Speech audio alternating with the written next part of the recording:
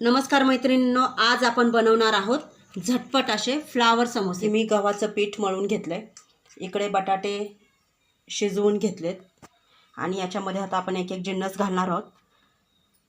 हळद, गरम मसाला 1 चम्मच, लाल तिखट घालूयात तुमच्या आवडीनुसार, मीठ अर्धा चम्मच। हे छान एकजीव करून आपण याची चटणी करून घेऊया।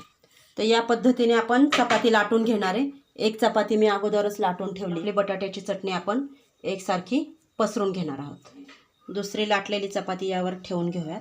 आता याचे आपण काप करून घेऊयात। काप केल्यानंतर आपण याला असा आकार देऊयात।